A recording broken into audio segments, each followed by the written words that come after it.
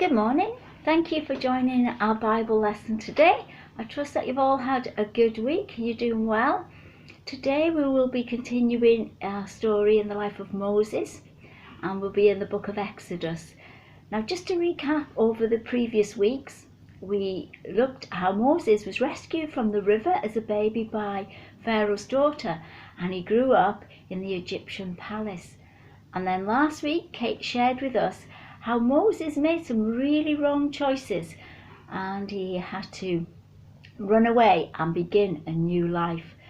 So today that's where we begin in chapter 3 and verse 1. We find that Moses now is a shepherd, and he's a good shepherd, and he's looking after his sheep, and he's in the desert. And I've got a picture here of there's Moses and his sheep. Now it's very dry in the desert, so Moses is constantly moving, looking for grass for his sheep to feed on.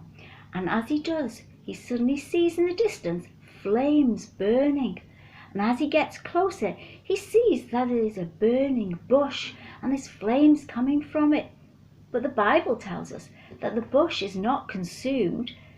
That means that it's not burnt away and destroyed, but that it continues to burn. And suddenly from this bush there is a voice, and it shouts, "Moses, Moses, remove the shoes from your feet, for the place that you stand is holy ground." Now the place is holy because God is speaking to Moses from this bush. Now God speaks to Moses and he gives him his plan, the plan that he's got for his people and how he's going to use Moses. Now Moses is quite afraid, so he begins to listen. Let me show you the picture here of the burning bush, and there is Moses, and he's hiding. He's too afraid to look into the face of God as he speaks to him. And God says to Moses that he has seen the suffering of his people in Egypt, that they are treated as slaves, and now is the time to come that he will rescue his people, that he will bring them out of the land of Egypt and into a land that flows with milk and honey. Now the Bible tells us about this land, and it describes a land that will be of plenty, that the people will not want for anything, and this God promises to his people. But he also tells Moses that he has chosen him to go and take this news to his people, the Israelites, and to tell Pharaoh to let his people go. Now Moses is quite afraid when he hears this, and he says, "Who am I that I should be chosen for this job?" And he said, "The people won't believe me." Well, God then tells Moses that he must say to the people, "I am the God of the fathers." That means that he's the God of generations before him, of fathers, of Abraham and Isaac and Jacob. That tells us that he's the God of the past and of the present and the future, because God is eternal and he's with us today. And Moses is to say to the people, "I am that I am sent you." Now that seems a strange thing for Moses to tell the people, but this "I am that I am" is a special name for God, and Moses is to tell the people that God will always be with them. Well, Moses is still really quite afraid and not sure if he is the person for this job. So God tells him to, the first picture, if you remember, is of Moses with that shepherd's crook, the rod in his hand. And God tells Moses to cast it onto the ground. And as Moses does this, it changes into a serpent, which is a snake. And God says to Moses to stretch forth his hand and to take it by the tail. And as Moses does that, it changes back into the serpent. Well, these are signs that God is giving to Moses so that again the people will believe him when he goes to speak to them. Now God also gives another sign to Moses, and he says, "Take your hand and slide it into your clothing, onto your chest here, and withdraw it." And as Moses does that, he looks, and his hand has changed white with leprosy. Now you may recall we've talked about leprosy before, which is a terrible skin disease. And God says to Moses, "Put your hand back in." And as Moses takes his hand out again, his hand has returned to pink, healthy flesh. I've got a little picture just to show you here of just what happened of the shepherd's crook here, the rod that was changed into the serpent, and the healthy flesh that was changed into the leprosy. Now again, these were signs that God was giving to Moses to just show he was God, that he was powerful, that he was able to provide what the people needed.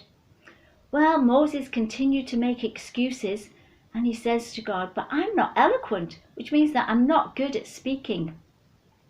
And God has to remind Moses that he made him. He gave him a mouth and a tongue.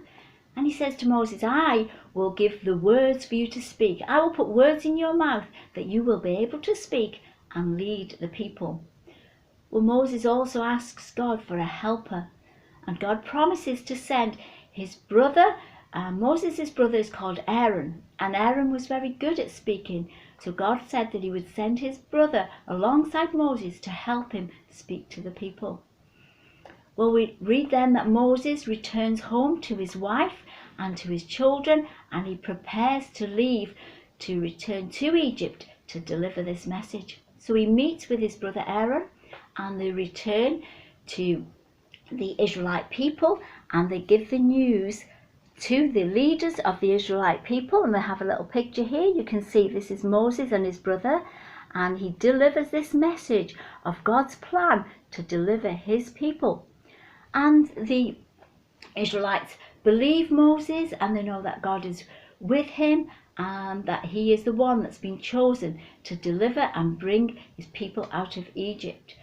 So next week I hope that you will join another lesson and hear what happens when Moses goes to Pharaoh and to again give this rescue plan that God has to get his people from Egypt and into the promised land. Now, boys and girls, today, God doesn't speak to you and I from a burning bush, but God does speak to us from his word, the Bible. And I have a verse to share with you here, and it's in Isaiah chapter 41 and in verse 13. For I, the Lord thy God, will hold thy right hand, saying unto thee, fear not, I will help thee. Now this just reminds us that God tells us that we do not need to fear and that he will help us. Now if you have trusted Jesus as your Saviour, and you're a child of God, then God has a plan for each one of us, for our lives. He has a perfect plan for each one of us, just like the plan he had for his people. We just need to trust him and obey him. And that verse just tells us that we don't need to fear, because God will always help us, just like he's helping the Israelite people. So I hope today that you'll remember that God will always help you, and we don't need to be afraid. Now I wonder whether you would maybe draw or paint a burning bush. Now I've done one here on some black card. So maybe you could use some colouring pencils or some paints, but I've just used some orange, yellow and red strips of paper, and I've just glued them and laid them on top of each other to look a little bit like a burning bush. So that's maybe something that you can have a little go at doing later on. And if you do have a go, then please get a parent to take some photos and share with us. That would be lovely. We'd really enjoy that. So thank you for joining me today, and I hope to see you all very soon. God bless.